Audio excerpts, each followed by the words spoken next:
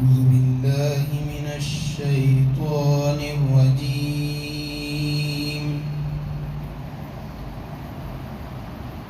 بسم الله الرحمن الرحيم.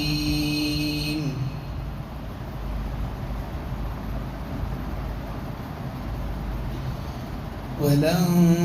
ترضى عنك اليهود ولا النصارى حتى تتبع ملتهم قل إن هدى الله هو الهدى ولئن اتبعت أهواءهم بعد الذي جاءك من العلم ما لك من الله من ولي ولا نصير. الذين آتيناهم الكتاب يتلونه حق تلاوته أولئك يؤمنون به ومن يكفر به فأولئك هم الخاسرون. يا بني إسرائيل اذكروا نعمتي التي أنعمت عليكم وأني فضلتكم على العالمين. واتقوا يوما لا تجزي نفس عن نفس شيئا ولا يقبل منها عدل ولا تنفعها شفاعة ولا هم ينصرون. صدق الله.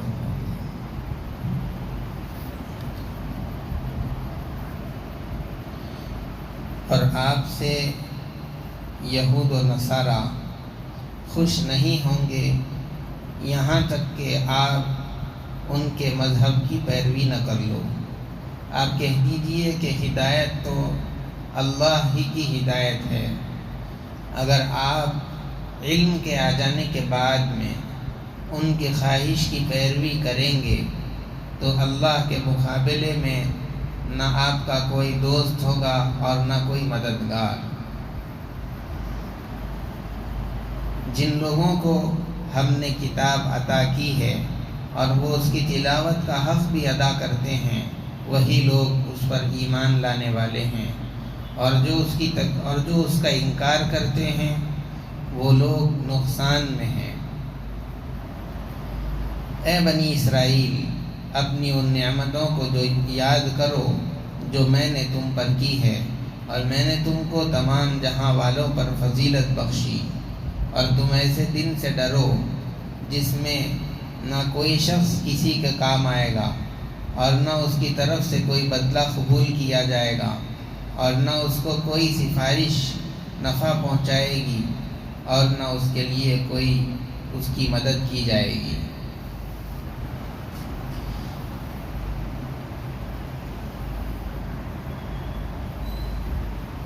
گزشتہ کئی ایک رکوعات سے بلکہ پارے کے ابتدائی سے بنی اسرائیل کا تذکرہ چل رہا تھا. یہاں پر آ کر کے بنی اسرائیل کا تذکرہ ختم ہو رہا ہے. اللہ تبارک و تعالی فرماتے ہیں وَلَن تَرْضَىٰ عَنْكَ الْيَهُودُ وَلَا النَّصَارَىٰ حَتَّىٰ تَتَّبِعَ مِلَّتَهُمْ. یہ جو مدینے کے یہودی اللہ کے رسول صلی اللہ علیہ وسلم سے معجزات طلب کرتے ہیں اور کہتے ہیں کہ ہم کو اگر فلاں چیز دکھا دو تو ہم ایمان لے آئیں گے، فلاں چیز کا کبھی مطالبہ کرتے ہیں، کسی موقع پر کچھ اور طلب کرتے ہیں. الغرض ان کا مطالبات ختم نہیں ہوتے، سلسلہ چلتا رہتا ہے. لیکن ان ساری نشانیوں کو اور معجزات کو دیکھنے کے باوجود بھی وہ لوگ اللہ کے رسول صلی اللہ علیہ وسلم پر ایمان نہیں لاتے. اسی کا یہاں پر اللہ تبارک و تعالیٰ نے جواب دیا ہے، اور اللہ کے رسول صلی اللہ علیہ وسلم کو بتا رہے ہیں کہ یہ جو آپ سے معجزات مانگ رہے ہیں، آپ طلب کر رہے ہیں، تو آپ اس خیال میں نہ رہیے کہ اگر آپ فلاں معجزہ ان کو دکھا دیں گے تو نتیجے میں یہ لوگ آپ کی بات مان لیں گے اور ایمان لا لیں گے۔ ایسی بات نہیں ہے،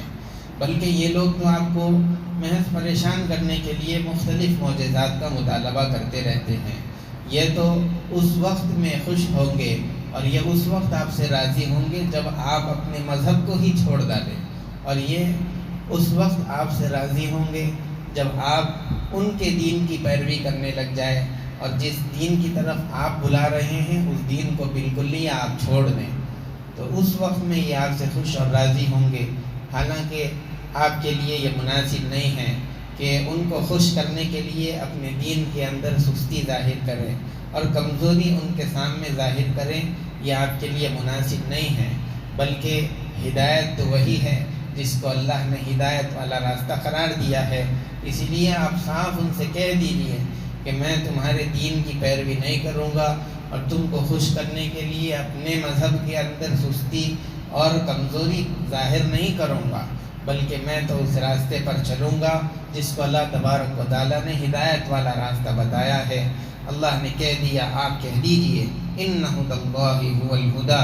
ہدایت تو وہی ہے جس کو اللہ نے ہدایت بتایا اور ہدایت والا راستہ قرار دیا ہے۔ اور آگے اللہ کے نبی صلی اللہ علیہ وسلم سے بظاہر خطاب کیا گیا، لیکن یہاں پر پوری امت ہی کو سمجھانا مقصود ہے۔ وَلَئِنِ اتَّبَعْتَ أَهْوَاءَهُمْ بَعْدَ الَّذِي جَاءَكَ مِنَ الْعِلْمِ مَا لَكَ مِنَ اللَّهِ مِنْ وَلِيٍّ وَلَا نَصِيرٍ، کہ اگر تم لوگ علم کے آ جانے کے بعد، سب کچھ جان لینے کے بعد کہ اسلام یہی ہدایت والا راستہ ہے، اور اس کے علاوہ جتنے راستے اور جتنے مذاہب جو کچھ طریقہ کار نظر آ رہے ہیں وہ سب گمراہی والے راستے ہیں، اور صرف ایک ہی راستہ ہے ہدایت کا، اور وہ ہے مذہب اسلام۔ یہ سب کچھ جان لینے کے بعد بھی اگر تم اس راستے کو چھوڑ کر کے ان کے بتائے ہوئے نقش قدم پر یا ان کی خواہش کے پورا کرنے کے لیے ان کے طریقے پر یا اسی طریقے سے ان کی ایجاد کردہ نئی نئی چیزوں پر اپنے آپ کو ڈالو گے، اس راستے پر چلاؤ گے، تو تمہارے لیے اس وقت میں اللہ کے مقابلے میں تمہارا کوئی دوست بھی نہیں ہوگا، اور اس وقت میں تمہیں کسی آدمی یا کسی شخص کی طرف سے مدد بھی پہنچنے والی نہیں ہے۔ اللہ کے رسول صلی اللہ علیہ وسلم نے ایک مرتبہ اپنی ارشاد میں یہ بات فرمائی تھی کہ ایک وقت ایسا آئے گا کہ تم یہود و نصارہ کے نقش قدم پر چلو گے، اور اگر وہ لوگ کسی سوراخ کے اندر گھس جائیں گے تو تم لوگ بھی اس کے اندر گھسنے کی کوشش کرو گے۔ گویا کہ جس طریقے پر وہ جو راستے پر چلتے جا رہے ہیں، اور جو نئی نئی چیزیں اور نئی نئی تہذیبات اور بے حیائی کے کام اور جتنی ساری چیزیں وہ لوگ ایجاد کرتے چلے جائیں گے، تم ان کے نقش قدم پر چلتے چلے جاؤ گے، اور تم یہ سمجھو گے کہ یہ نیا کلچر ہے۔ اس ماحول کے حساب میں، یعنی اس میں اگر رہنا ہے اس معاشرے میں، تو ایسے ہی طریقے پر ہم کو زندگی گزارنا پڑے گا، اور تم اسلام کی جو تہذیب ہے، جو اخلاق ہے، جو تعلیمات ہے، اس کو پرانی سمجھیں گے، اور یہ کہیں گے کہ یہ چیزوں تو اس زمانے کے اندر چلتی تھی، یہ زمانے کے اندر اس پر عمل نہیں کیا جا سکتا۔ یہ سوچ کر کے مسلمان اس راستے پر چلنے لگے گا۔ آج یہ سب کچھ ہو رہا ہے، نئی نئی چیزیں ہر طریقے کے اندر دیکھ لیجئے، آدمی کا رہنا سہنا، اس کا مکان، اس کی دکان، اس کا گھر، اس کی زندگی، اس کا کھانا پینا، اس کا اٹھنا بیٹھنا،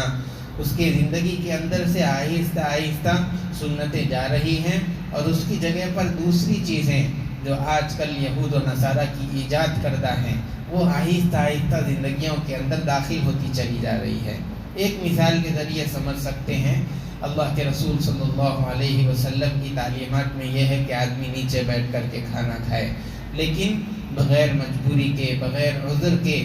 ہم گھروں کے اندر میز پر بیٹھ کے کھانے کے رواج کو عام کر رہے ہیں۔ دستر کی جو سنت ہے اس کو ختم کیا جا رہا ہے، اور اسی طریقے سے بہت ساری چیزیں ہیں جو ہم اپنی روزمرہ کی زندگی کے اندر محسوس کر سکتے ہیں کہ جو اسلامی طریقہ تھا ان کاموں کے اندر سے اسلامی طریقہ دور ہو رہا ہے، اور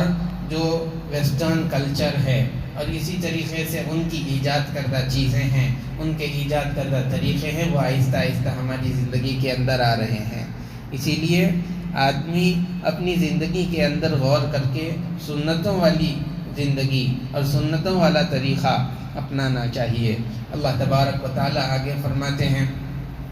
کہ ہم نے جن کو کتاب عطا کی اور وہ اس کتاب کے پڑھنے کا حق بھی ادا کرتے ہیں۔ دیکھیے کتاب، اس کے پڑھنے کا حق یہ ہے کہ آدمی جب قرآن کی تلاوت کر رہا ہے اور اس کے اندر جنت کا تذکرہ آ جائے تو اللہ سے جنت کا سوال کرے، مانگے، اور جب جہنم کا تذکرہ آ جاتا ہے تو جہنم سے اللہ تبارک و تعالیٰ سے پناہ چاہے۔ اور قرآن کریم کے اندر جن چیزوں کو حلال بتلایا گیا ہے ان کو حلال جانے، اور جن چیزوں کو حرام قرار دیا گیا ہے ان کو حرام جانے۔ اور اللہ کے رسول صلی اللہ علیہ وسلم کے بارے میں تو یہ بات روایات میں ملتی ہے کہ جب آپ صلی اللہ علیہ وسلم نماز کے لیے کھڑے ہوتے اور قرآن کریم کی تلاوت کرتے ہوئے اگر تلاوت کے دوران رحمت کی آیت آ جاتی تو آپ وہاں پر ٹھہر جاتے اور آپ دیر تک اللہ تبارک و تعالیٰ کی رحمت کو طلب کرتے رہتے۔ پھر کہیں پر آگے چل کے اگر عذاب یا جہنم کا تذکرہ آ جاتا، اللہ کے غصے کا تذکرہ آ جاتا تو وہاں پر ٹھہر جاتے اور پھر اللہ کے غصے سے، عذاب سے، جہنم سے بہت دیر تک پناہ مانگتے رہتے تھے۔ تو یہ قرآن کریم کی تلاوت کا حق ہے کہ یہ جو کچھ ہے ان سب کو ادا کیا جائے۔ اور اہل کتاب بھی ہے، اگر وہ لوگ بھی اپنی کتابوں کا حق ادا کرنے والے ہوتے تو یقیناً وہ اللہ کے رسول صلی اللہ علیہ وسلم پر ایمان لا چکے ہوتے، اس لیے کہ اہل کتاب یہ تورات، انجیل، زبور سب کتابوں کو پڑھتے ہیں اور اس کے اندر کیا کچھ ہے وہ سب جانتے بھی ہیں، اور یہ بھی انہوں نے پڑھ رکھا ہے اس کے اندر کہ اللہ کے نبی صلی اللہ علیہ وسلم یہ نبی آخر الزماں رہیں گے اور ان کی یہ صفات رہیں گی، ان کی یہ نشانیاں رہیں گی، بلکہ اس امت کے بارے میں بھی انہوں نے اپنی کتابوں کے اندر پڑھا۔ اب اس کو پڑھ تو رہے ہیں لیکن مان نہیں رہے۔ اگر وہ لوگ اپنی کتاب کو یقینی طور پر مانتے اور اس کی تلاوت کا حق تو یہی تھا کہ وہ جو کچھ اس میں لکھا ہوا ہے اس کو مان لیتے، اللہ کے رسول صلی اللہ علیہ وسلم کی نبوت کے بارے میں اس میں لکھا ہوا ہے، اگر وہ اپنی کتاب کا حق ادا کرنے والے ہوتے تو یقیناً حضور کی نبوت کو تسلیم کرتے، لیکن وہ لوگ اللہ کے رسول صلی اللہ علیہ وسلم کی نبوت کو نہیں مان رہے ہیں۔ یعنی یہ کہ وہ لوگ خود اپنی کتاب کی جو تعلیمات ہے اور اس کو جو پڑھنے کا جو حق ہے وہ حق خود وہ لوگ اپنی کتاب کا ادا نہیں کر رہے ہیں۔ ہاں، بہت سارے ایسے یہودی علماء اور بہت سارے ایسے یہودی عوام میں سے لوگ گزرے ہیں جنہوں نے جب انہوں نے تورات کے اندر حضور کی نشانیوں کو پڑھا، پھر اس کے بعد اللہ کے نبی صلی اللہ علیہ وسلم کو پایا تو فوراً انہوں نے اللہ کے رسول صلی اللہ علیہ وسلم کے ہاتھ پر ایمان لے آئے اور اپنی پچھلے مذہب کو چھوڑ دیا اور پکے سچے مسلمان ہو گئے، جیسے کہ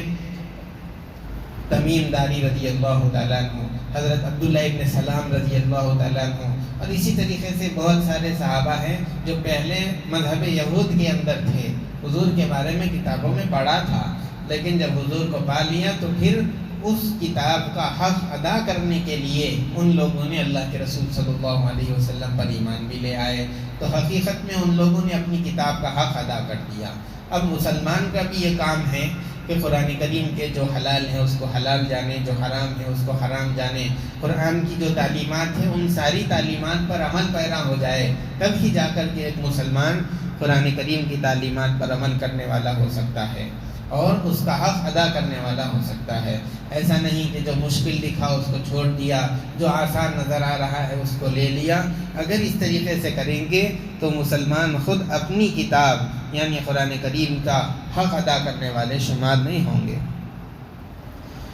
اور پھر اللہ کے رسول صلی اللہ علیہ وسلم نے فرمایا کہ ایک زمانہ یعنی کبھی قاری یعنی قرآن کی تلاوت کرنے والا وہ قرآن کریم کی تلاوت کرے گا اور قرآن کریم اس پڑھنے والے پر لعنت بھیجے گا۔ کیوں؟ اس لیے کہ پڑھنے والا قرآن کریم کے اندر یہ پڑھ رہا ہے وَأَقِیمُوا الصَّلَاةَ، نماز کے بارے میں پڑھ رہا ہے، نماز قائم کرو، حالانکہ یہ تلاوت کرنے والا خود نماز نہیں پڑھتا۔ اور آگے کہہ رہے ہیں وَآتُوا الزَّکَاةَ، زکوٰۃ ادا کرو، یہ تلاوت کر رہا ہے زکوٰۃ کے بارے میں، حالانکہ خود صاحب نصاب ہونے کے باوجود زکوٰۃ نہیں دیتا۔ تو اب یہ قرآن کی تلاوت کر رہا ہے نماز کے بارے میں، اور خود نماز نہیں پڑھتا، زکوٰۃ ادا کرنے کے متعلق قرآن کی تلاوت کر رہا ہے، اور یہ خود زکوٰۃ نہیں دیتا۔ تو اس کی وجہ سے یہ تلاوت تو کر رہا ہے، لیکن چونکہ اس کا خود اس پر عمل نہیں، اسی لیے قرآن کریم اس پڑھنے والے پر لعنت کرتا ہے۔ اسی لیے قرآن کا حق یہ ہے اس میں جو کچھ لکھا ہوا ہے اس پر عمل کرنا چاہیے۔ آگے اللہ تبارک و تعالیٰ نے فرمایا کہ وہ لوگ جو اس کا حق ادا کر رہے ہیں وہی لوگ اس کتاب پر ایمان لانے والے ہوں گے، اور جو اس کا انکار کرے وہ لوگ نقصان کے اندر ہے اور نقصان اٹھانے والے ہیں۔ فَأُولَٰئِكَ هُمُ الْخَاسِرُونَ۔ اس کے بعد میں جس طریقے سے اگر کوئی مضمون پر کسی موقع پر بات کی جائے تو لمبی چوڑی بات کرنے کے بعد میں پھر آخر میں 2-4 منٹ کے اندر خلاصے کے طور پر پوری بات کا نچوڑ بیان کیا جاتا ہے کہ میری جو اتنی ساری 1 گھنٹے کی بات ہوئی اس میں جو کچھ کہا گیا اس کا خلاصہ یہ ہے، کہنے کا یہ مقصد ہے۔ جس طریقے سے انسان کی عادت ہے کہ پورے آخر کے اندر اپنا خلاصہ پیش کرتا ہے، ایسے ہی اللہ تبارک و تعالیٰ نے جہاں پر شروع میں بنی اسرائیل کا تذکرہ شروع فرمایا تھا پارے کی ابتدا میں، وہاں سے لے کر کے یہاں پر آ کر کے جب پوری بنی اسرائیل کی بات ختم ہو گئی تو اب خلاصے کے طور پر پھر اور ایک مرتبہ اس کا نچوڑ اللہ تبارک و تعالیٰ آگے والی آیت کے اندر بیان فرماتے ہیں۔ وہاں پر بھی جب بنی اسرائیل کا تذکرہ پارے کے شروع میں شروع ہو رہا تھا تو اس وقت بھی اللہ تعالیٰ نے انہی آیات سے شروع فرمایا تھا، یا بنی اسرائیل اذکروا نعمتی التی انعمت علیکم وانی فضلتکم علی العالمین۔ وہاں پر بھی بنی اسرائیل پر ہونے والی نعمتوں کو انہیں یاد دلایا گیا تھا، اور یہاں پر بھی آ کر کے جب خلاصہ بیان کر رہے ہیں پوری بات کا تو اس وقت بھی اللہ تبارک و تعالیٰ ان لوگوں کو نعمتوں کی یاد دہانی کرا رہے ہیں۔ یا بنی اسرائیل اذکروا نعمتی التی انعمت علیکم، ان نعمتوں کو یاد کرو جو میں نے تم پر اور تمہارے آبا و اجداد پر کی،